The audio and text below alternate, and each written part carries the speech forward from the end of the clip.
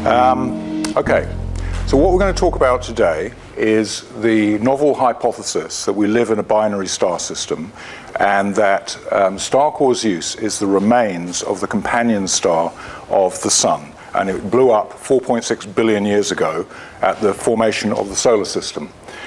I'm also going to explain what Pangaea is, because it's not a supercontinent. And I'm also going to explain how the moon formed, which is an area of controversy at the moment. There are a lot of moon formation theories, but unfortunately none of them actually fit all the data. And so at the moment it's a major conundrum to explain where the moon comes from. Okay, so to start, I've shown the slide before. This is the local environment around the solar system. The crosshairs are where we are. This is 3,000 light years from here to here, 3,000 light years from here to here. This is in parsecs, that's why they're smaller numbers. So that's 6,000 light years across. That's a very big explosion. It's a very old explosion. And this is where the gas clouds from the exploding star ended up after 4.6 billion years.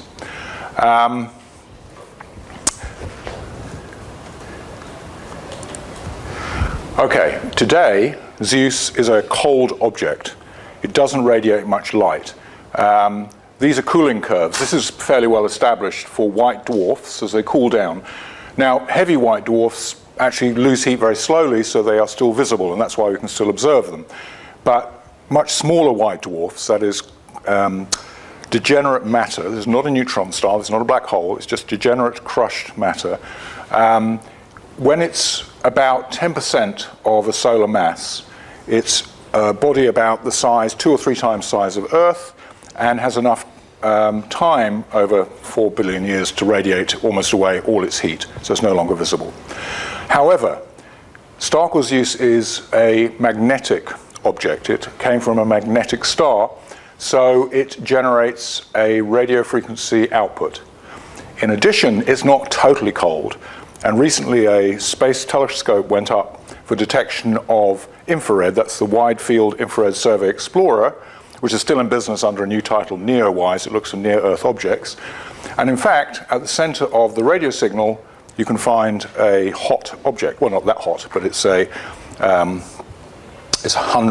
100 Kelvin object. So these are the images. This is the radio image.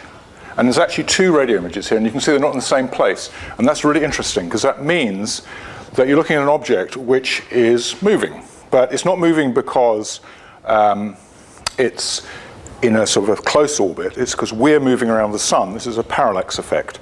But from that, you can estimate more or less how far away it is. This infrared source corresponds to that source, but this is on a much more larger scale. I mean, a more detailed scale. Let's go this way. Okay, so just to give a very big picture of what we're talking about, this is the solar system out to the orbit of Neptune. That's 30 astronomical units. If you are where we are here, and you look towards Sirius, you're actually looking 8.6 light years away. So this is a sort of a diagram showing you the direction. It's not showing you how big the orbit is. It's not an 8.6 light year orbit. The orbit of the star core is about 500 astronomical units. That's 500 times the distance from the Earth to the Sun. At the moment, the star core is about here. So the line of sight takes you over to an area of sky between Sirius and Orion. And in fact, you can get that on Google Sky, and you can even, there's something there. I don't know what it is. You know, but there's definitely something there.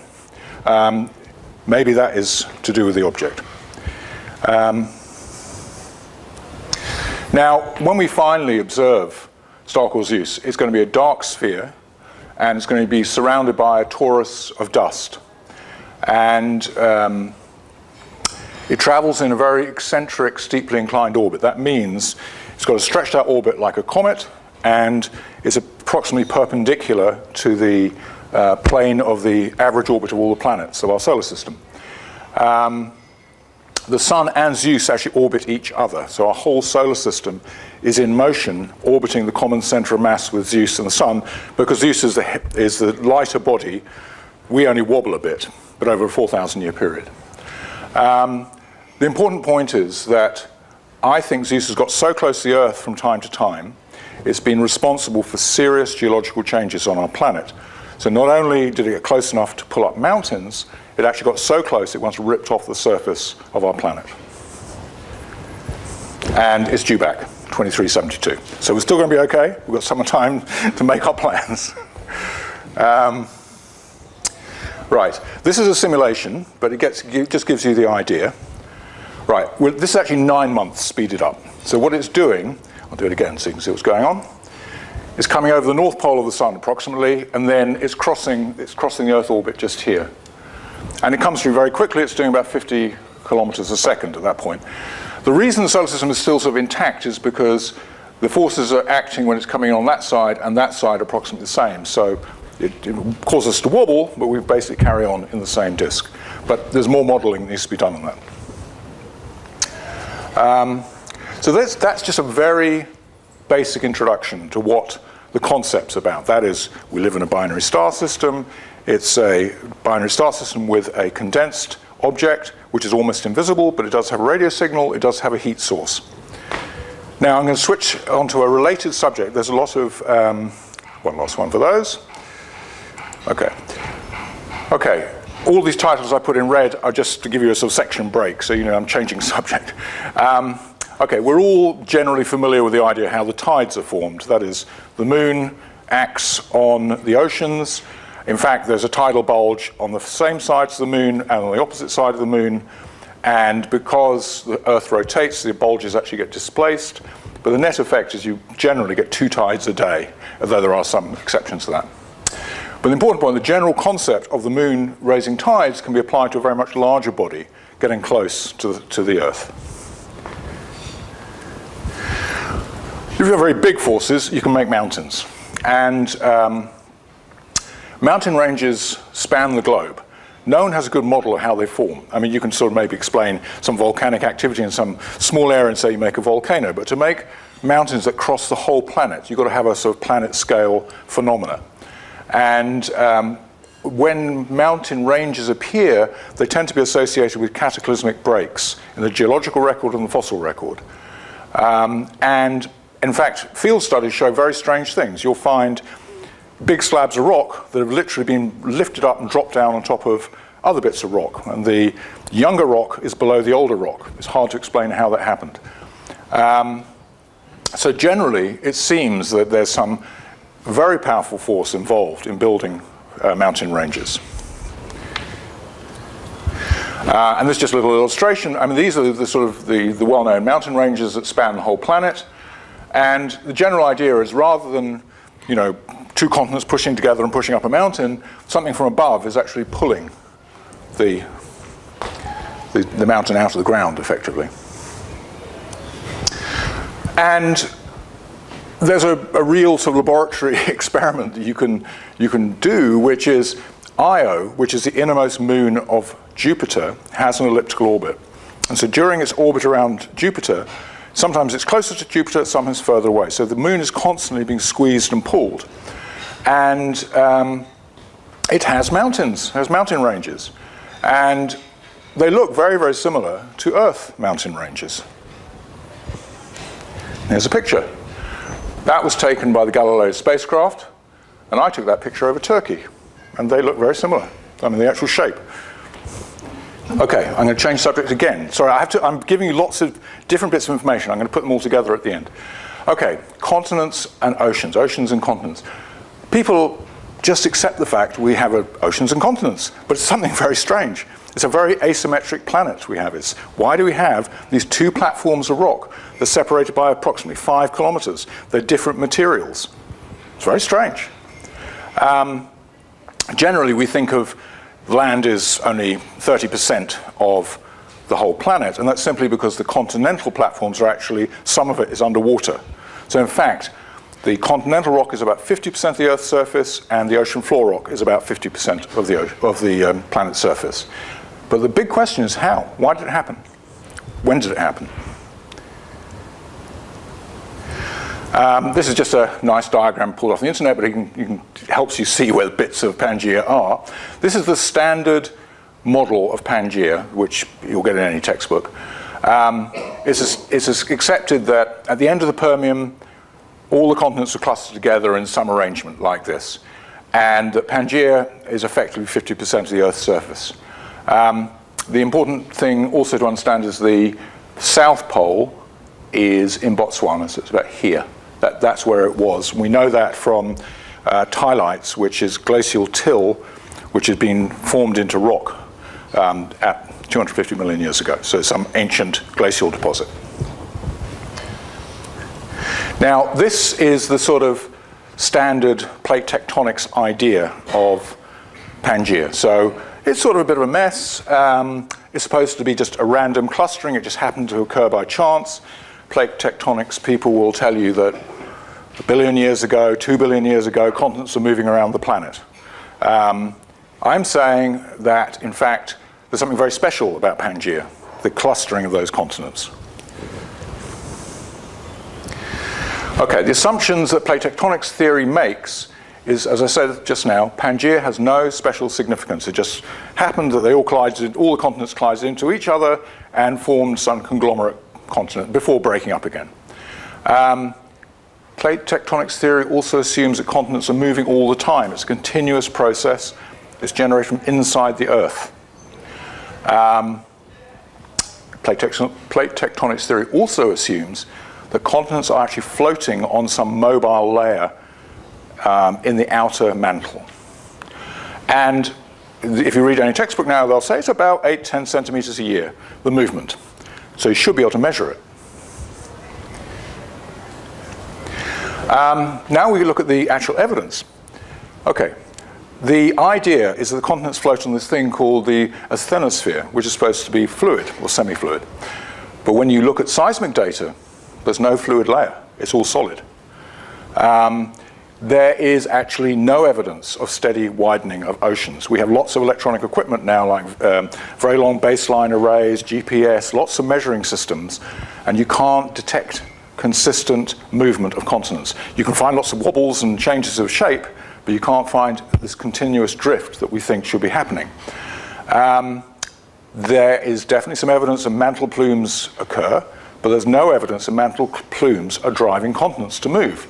And in fact, there are very few mantle plumes in the right places. They're not underneath the spreading centers in the middle of the Atlantic, for example. There's one in Iceland, and there's one down somewhere near Africa, and that's it. But this whole area, which is supposed to be separating America from Europe, is just inactive. It's not happening now. And the final point is that even though this is often buried in textbooks, if you actually calculate the force necessary to push a whole continent through solid rock, it's enormous. It's much bigger than anything you can get from thermal activity inside the planet. It's a huge, huge amount of force needed to pick up and move a continent. In addition, when you look at the tectonic models, some bits are obvious. You know, this connection is very good, okay? But this is very strange over here. And in fact, there are a number of errors in the way you can assemble the continents. And in fact, this model here shows you can assemble it in a much more close-packed way. So you end up with a hemisphere rather than a sort of spread out sort of cluster of continental material. And the final point is that there's a very strange story behind this supposed sea called the Tethys Sea, which is a sea that separates India from Eurasia, and it's a huge, basically huge ocean, because it never existed. There's no evidence for it. I have a suspicion it's something to do with this. Okay, if you fly to America and you look at these navigation maps, you'll see this all the time. You can look at what the underfloor, undersea topology looks like. And there's a triangle of rock, of land here, that fits very nicely into here. And it looks remarkably like where Atlantis was supposed to be. And I have a suspicion that at some point, someone realized, well, we've just assembled all these continental bits and we've just proved Atlantis exists. So I thought, better get rid of that. And so if you twist Europe, you get rid of Atlantis. Okay? Maybe that's not the explanation, but you know, it's definitely something strange. Right, so there are two models of Pangaea. There's tectonic Pangaea, which is a sort of open arrangement. And here, this is Tethys Sea here. And there is the new Pangaea model that I assembled here.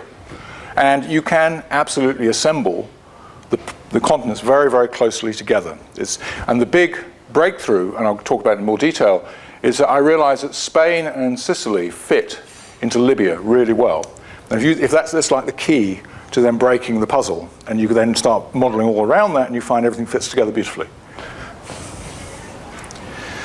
And that's what I just mentioned there. So you can see that, and it's not just just looking at pictures. You can look at geological publications on the type of faults, and you can see that Spain and North Africa have moved relative to each other in a transverse fault. And following on round, you stick Atlantis back in. Sorry, it does exist. Then Turkey is pushed up into the Black Sea Basin.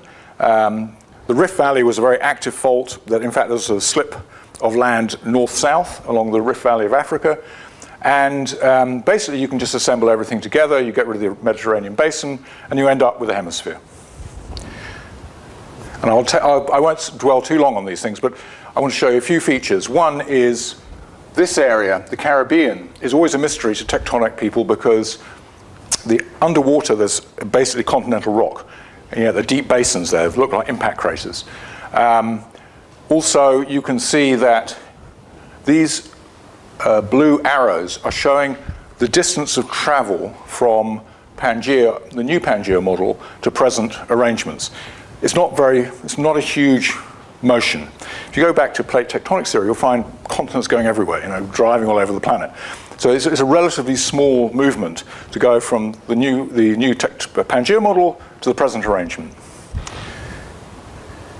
And I'll illustrate the idea about craters. Basically, Cuba looks remarkably like half a crater. All right? So I went looking on the other side. This is Google Earth. In fact, on old charts, this comes up much better, but there's half a crater off Africa as well. And if you assemble everything together, the craters match up. Okay?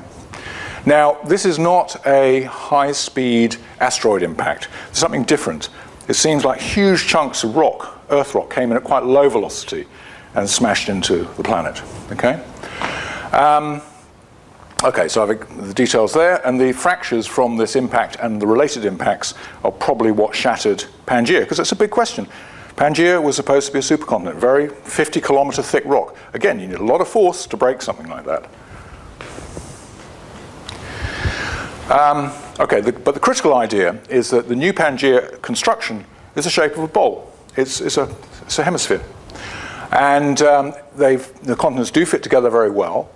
And you can fill in a lot of gaps. I mean, you can look at this model afterwards. But for example, the Arctic Ocean was formed by a chunk of continent actually moving towards Kamchatka and the sort of eastern end of Siberia.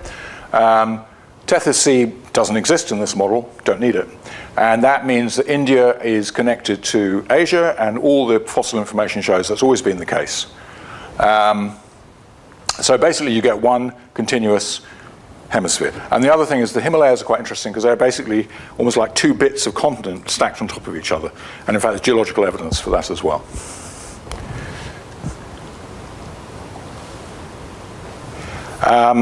And again, just saying what I was talking about, the Arctic Ocean. So this bit of Siberia moved that way. These arrows are exactly the distance of travel. And that's how you end up this weird sort of triangular shape in the Arctic Ocean.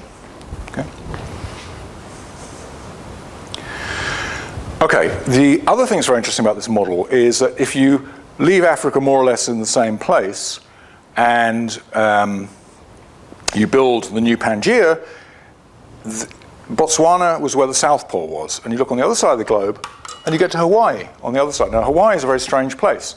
It's a very unstable, geologically active volcanic region. It's got very deep fractures into the planet. There's a lot of plume activity. Something very strange about it.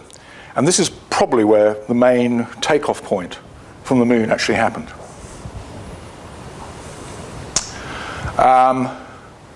And just this picture just to show, okay, this is new Pangaea model. And again, you can see it's a bit like something went bang, and it's gone that way, all right? And you get to that, which is us.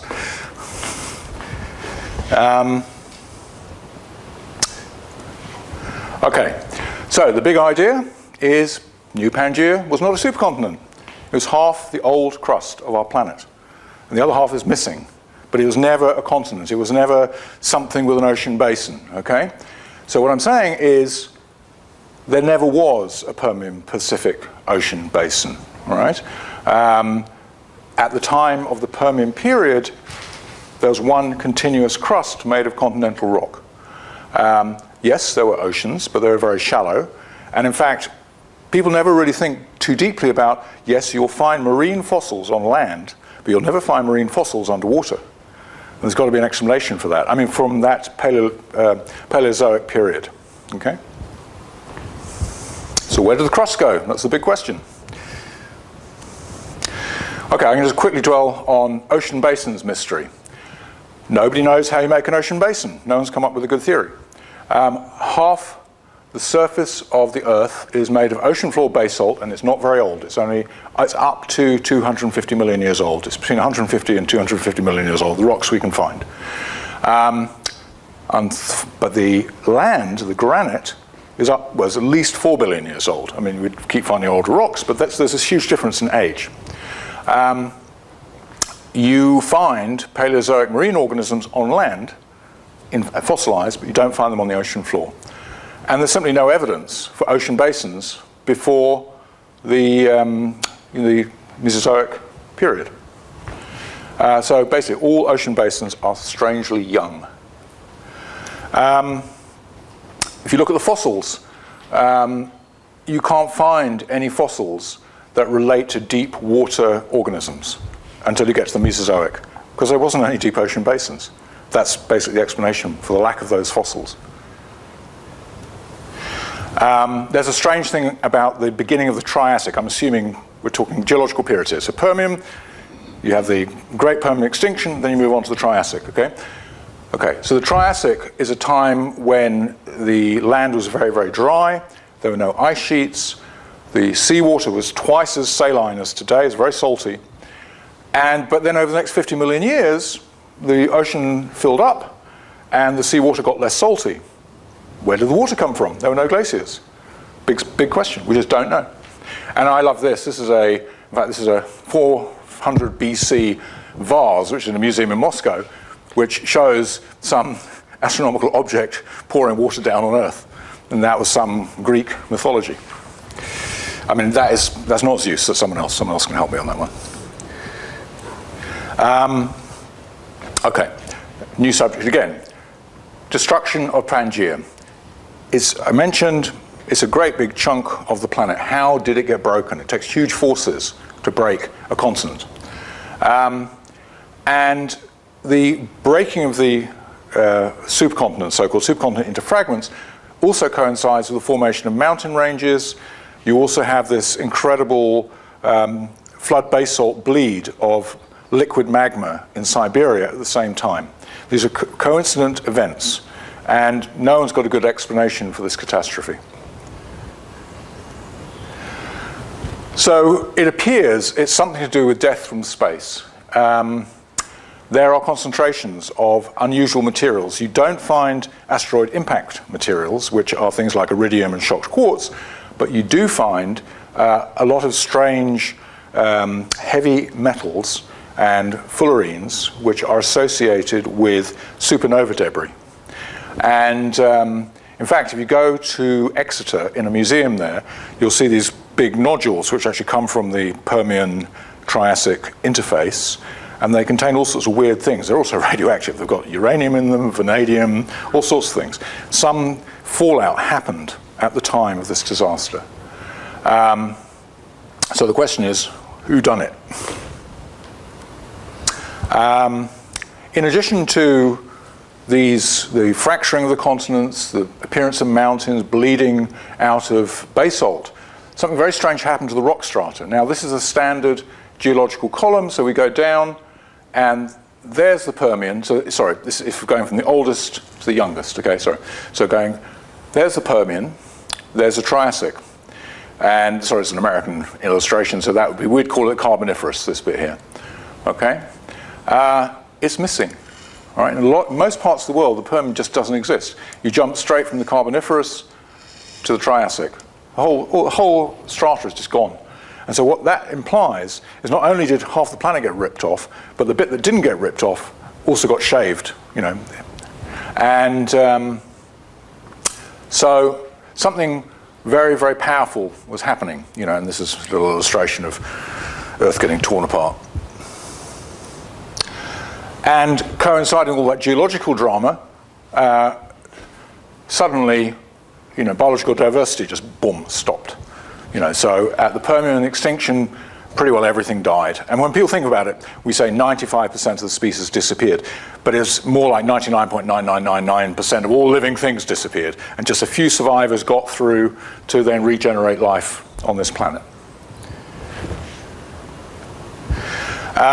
Okay, now I'm going to change subject again. It's going to be pulled together at the end. We're now going to talk about the Earth and the Moon. Spacecraft take lovely pictures these days.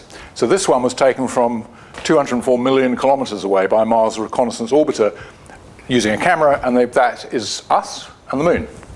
And this was taken more recently, which is a very cool little video. And this was during the flyby of Juno. Juno is a spacecraft that was launched, did a loop around the solar system, went back to the Earth, did a high-speed flyby, and then whoosh out to Jupiter. Now it should run, if it's going to behave itself. Yes.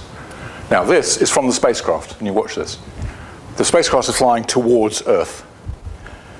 I don't know if you can see there's a little moon there. It gets bigger because the spacecraft gets closer. But this is the moon. The reason it's spreading out and getting bigger is because the spacecraft is going whoosh straight towards the Earth. Because what it does, it almost crashes into Earth, but it uses that fall to accelerate out to Jupiter. But that just gives you a flavor of the relative sizes of the objects we're talking about. So I'm going to stop in a moment, so I'm not going to crash. Boom. Okay. Now, where does the moon come from? Actually, 1881, this geophysicist, British geophysicist, already came up basically with the idea that some large object, some extreme tidal forces ripped the moon out of Earth. And he also agreed that the Pacific was the site where the moon took off. So that's Osmond Fisher, very intelligent and far-thinking person. Okay, I won't dwell on this too much, but basic parameters are the moon is about a third, well, 27% of the Earth, but I mean in diameter, but it's only 2% of the volume. That's just basic geometry. The rocks of the moon are much lower density than the rocks of the Earth, so in fact it's only 1.2% of the mass. And the moon's mass can be explained by being made basically of basalt and granite, but not with no iron core. And the volume of the moon is the same volume if you took off half the surface of the Earth down to 86 kilometers. Okay, moon formation theories. I won't go into too much detail here, but there have been a variety of different ideas. At the end of the 20th century, giant impact model was the favored model. The Apollo missions eliminated the capture model because they showed that the moon rock was very similar to Earth rock. And so the current idea is that this Mars-sized impactor whacked into the Earth 4.5 billion years ago and sprayed off lots of material. But the important point is when you have such a collision, then what you're going to spray off is vapor and very hot liquid rock. You're not going to get chunky bits of solid rock. And also you may not be familiar, but there's such stark contrast between the near side of the moon and the far side of the moon. It's really asymmetric. And there's a nice picture of giant impact, famous, well-known picture. But as I say, the problem is that moon rock is not remelted Earth rock. I told you, Apollo mission, they've already discovered that the moon's rocks are the same as Earth rocks. It's like the moon rocks it's like Earth rocks being cooked before it landed on the moon, but not at very high temperatures or for very long. And you can measure this in terms of depletion of various volatile elements from the rocks. And these are just different types of moon rocks. Basalt, that's breccia, and that's a granite-like rock. In this analysis of the moon rocks, they found this thing called the siderophile problem. Basically what it is that the Earth was made from the material of certain types of meteorites, which contain these elements that normally dissolve very efficiently in molten iron. And you find these meteorites, these primordial chondritic meteors, have the same ratios of these iron-loving elements, but the amount in Earth crust has been heavily depleted because all of these iron-loving elements were dissolved into the hot iron of the young planet. The problem is that, and these are the elements that have high affinity for molten iron. The problem is the Earth rocks and Moon rocks have almost the same proportions of these siderophile elements, which suggests they're made by the same process. The only problem is that the Moon doesn't have a core, and so it never had a molten core.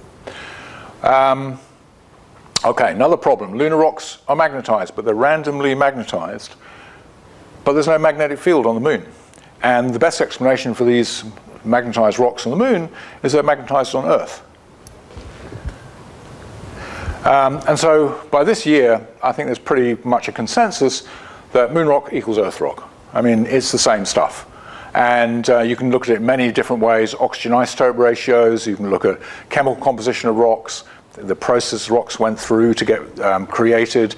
And in addition, there's no evidence of this alien impactor. No one's found anything that could be a signature of this so-called rogue planet that whacked into us. Another story is that recently they've been finding heavy elements on the surface of the Moon. This is not in the core crustal lunar rock. This is on the surface, in all the breccias and the creep rocks. Again, it's very strange because it seems that the Moon gets showered with supernova debris on a regular basis, and so do we, because certainly in the Permian destruction layer, even in the Pleistocene destruction layer at the end of the Ice Age, you get a lot of this creep-like material. Something's coming through and dusting us with this stuff. Another point to focus on is the asymmetry. I mean, if the Moon really formed from molten rock, it would be much more symmetrical. It's very asymmetric. So you've got all these, big depressions, you've got mountains on the far side, you've got the strange Maria as well. Inside the Moon, it's strange, the far side, you've got a thick crust, near side, you've got a thin crust. There's evidence of lots of cracks everywhere. The central mass and central geometry are different. How come that happened? What process made the Moon? The Apollo missions, when they'd finished with the lunar lander on Apollo 12 and Apollo 13, they crashed these spacecraft into the Moon and had seismic detectors on the surface. And what they found is the Moon resonates. It's actually got cavities in it. So there's something strange about the internal structure of the Moon as well. I mean, the things we see when we look up in the sky every night and you see these dark patches on the Moon, the Maria, there's also something strange about them because they are basically disks of basalt rock, which is identical to Earth basalt, the ocean floor rock, but they're just like pancaked down on the surface of the crust. They're not something that's bled up through they're not a volcanic feature. They're something that's landed on top of the Moon. And again, just stressing that point, the lunar basalt and the Earth basalt is the same stuff. And the only slight difference is that the lunar basalt's got more oxygen in it than the terrestrial basalt, and that can be explained by the fact that the basalt was exposed, Earth basalt was exposed to oxygen temporarily as it ripped out through the atmosphere. Another story is connected to the age of these rocks. Okay, when the Apollo missions were done, they found this strange problem with dating. That is, the Maria basalt and the Highland anorthosite white lunar rocks were different ages. And so they came up with this idea of what's called late heavy bombardment, trying to explain it. But in fact, a better explanation is these rocks came from Earth, and the outer rock of the crust of Earth cooled first and became solid, and then afterwards, the inner upper mantle rocks became solid. It was about 800 million year difference. And that's why you get different dates for these two types of rock. Other things, when you see pictures of the Moon, you don't often see these, but they're real pictures from Apollo 15. You've got a river, bit worrying. You've got a cliff, which is sedimentary layers. Those are made normally on Earth in an underwater environment, so it's building up strata of different rock. What are they doing on the moon? There's not supposed to be any ocean on the moon, any water. That's another picture from Apollo 15. Okay, you've got these mountains. Again, you've got this like stratified rock. You can see it there. And the rocks on the far side are primarily this rock called anorthosite, which is in fact formed on Earth at the base of the crust, not on the surface. It's something at the interface between the mantle and the crust. And I'll go into that in a moment. And this is called the anorthosite problem. So this is this stuff I'm talking about. So this is the geological column going to the center of the Earth. If you just take that very top bit, that's the crust. And that bottom of the crust, this is the interface between the mantle and the crust, is this stuff called anorthosite. It's a white rock which has been recrystallized and recrystallized in a sort of geological process. It's very pure white material. And the problem is down there on the moon. And how did it get there? And, okay, this was brought back by Apollo 15, and this was found on some hillside in Canada. The same stuff. Basically, the same rock has the same dates. It's about 4.5 billion years old, and it's formed by a sort of cyclical recrystallization process. So it's a very pure material and crystalline. But what we understand about anorthosite is this, that it's about half the mass of the crust. It's a heat-processed meteoric rock called anorthite. And it's a slow sort of process that occurred over a period, probably 500 million years during the formation of our planet. And it no longer happens because our planet is too cool near the surface. But there's a massive manufacture of this white rock, which mostly is on the inside of the crust, not the outside of the crust. So it's a big mystery. Why is it on the outside of the crust? It shouldn't be there. You know, it's supposed to be 50 kilometers down. But here we have a bit of Greenland and Canada, and there's anorthosite there. Now, in fact, when you study the anorthosite, you find not only is it in those two locations, but it's like there's like a drop zone right across the planet where bits of anorthosite have been dropped on the surface of younger rocks. In fact, when people studied these anorthosite plutons in Norway, you actually find the lower surface is bowl-shaped and heat transformed, and it's smashed down onto other rocks which are younger and also then become heavily fractured. It looks like this anorthosite you get on the surface of Earth actually dropped from the sky. Okay? So we'll get on to when and how was the moon formed. So just throw in a few more other strange features. You've got, well, summarizing, we've got anorthosite on the far side, which we said comes from the base of Earth's crust.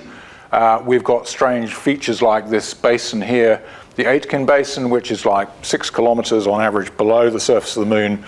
Hard to explain if it was just a liquid rocks that solidified. The near side Maria are also a strange story. How did they form? And finally, the heavy cratering you get on the far side is actually created by terrestrial material. It's not alien material. It's earth rock that's made those craters.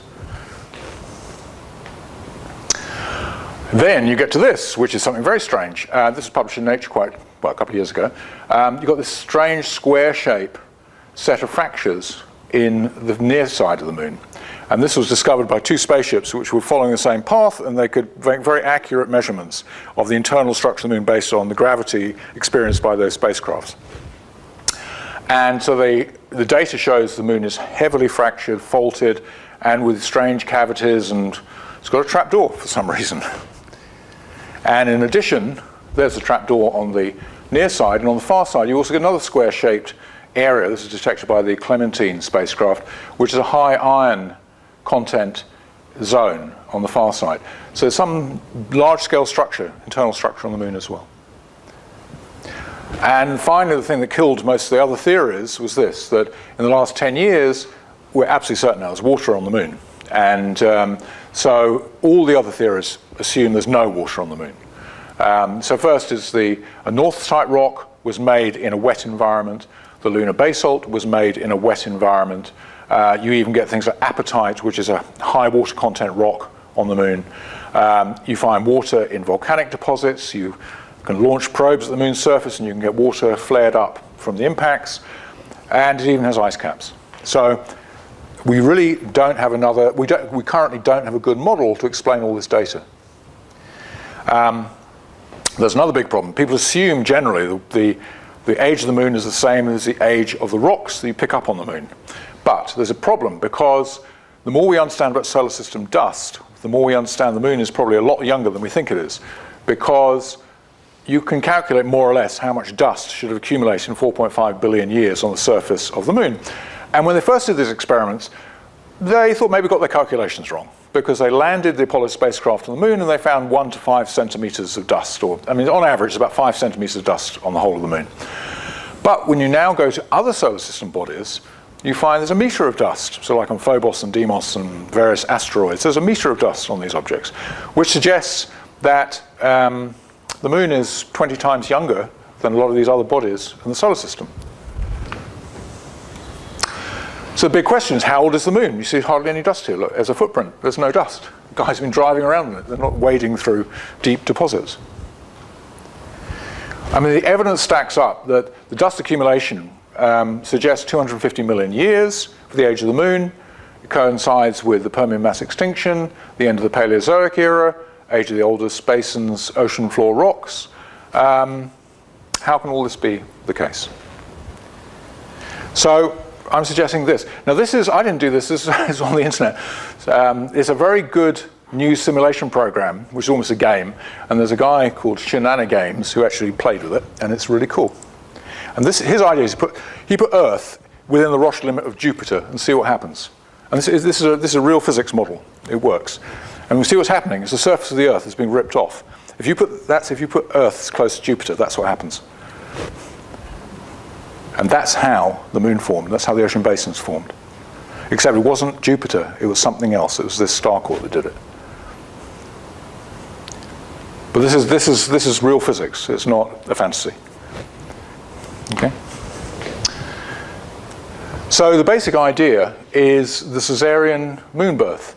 That is, the star core flew so close to us, briefly, there was a gravitational pulse that actually ripped off our crust on one side of the planet.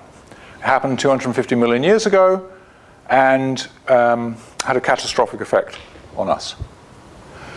And the basic picture is, okay, this is actually 400,000 kilometers, about the current separation from the Earth to the moon. So this is, I've had to squeeze all the scales. And the speeds are important as well. So the velocity of Zeus is coming by at about 50 kilometers a second. The current orbital velocity of the moon is 1 kilometer per second. So what happened was, there's this brief burst of tidal force, and it starts to accelerate all our crustal fragments out. But because Zeus is going away so quickly, it disappears, and then normal Earth gravity is restored. But by that point, the moon's in orbit. Okay? And in terms of the geometry, because I showed you the model that, in fact, it's in this model over here, that it's Zeus is orbiting almost perpendicular to the planets. So it came in from the north, and there's an orbital intersection. So around about June, we intersect with its orbit. And unfortunately, at that time, our orbital intersection was very close. And when we happened to be in the same place at the same time, you know, whoosh, we lost half our crust. So the effect was the main bulge towards Zeus was lining up with where the Hawaiian hotspot is. An equivalent bulge actually occurred in Botswana, and in fact you still find that bit of Africa has got a strange dome to it. No one can explain how it was formed, but it's a tidal bulge.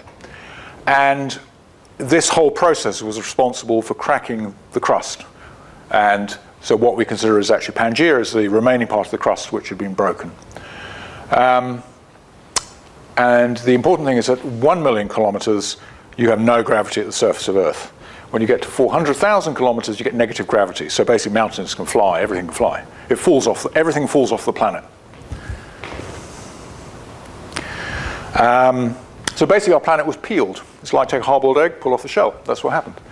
And so we're talking about approximately 50 kilometer thick shells of crust and maybe another 40 kilometer thick of basalt. And it's not completely uniform, so where the Hawaiian hotspot is, there's a much bigger sort of digging going on in the center of the, where the center of gravity between the two objects was. You can calculate approximately how long it took. It took about 5 hours, basically, to rip off the crust. And then it took another 4 days for that stuff to move to the present orbit, where the moon is now. And so basically, the way the moon got up there, it was tugged. It's like a big tugboat, you know, it was pulled out into orbit, and because Zeus was moving much faster, it was then left behind. And the inertia of all that rock was so big, it didn't catch up with Zeus. Zeus took off and left the debris in orbit. And in fact, today, the moon still passes over Hawaii. I don't even know the latitude of the lunar orbit. So in summary, the age of the moon is the same date as the Permian mass extinction.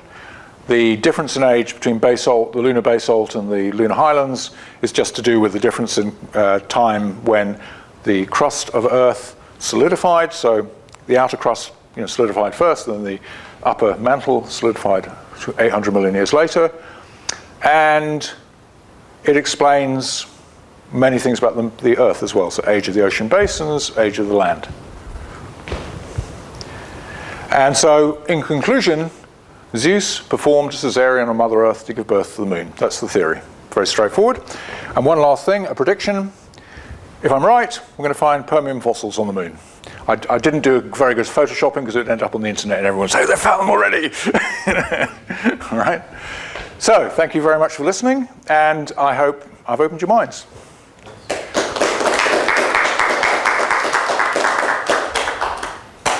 So, questions? Yes. Now, you've got Zeus coming perpendicular to the plane of the Earth. Wouldn't that set up the moon in an orbit perpendicular to the Earth? Yes, that's true. So, in fact, at the point that the moon took off, I'll do this model, right? Zeus is up here, and the moon started off going round, actually perpendicular to, in the same plane, sorry, as Zeus, okay? But tidal forces we know this already from other experiments with the moon and its orbit, then slowly made it change its orientation towards the plane of the ecliptic. So basically the orbit has precessed, the lunar orbit has precessed, over 250 million years. Well, was the mountain building that you were talking about, did this happen at the same time, or have you got several?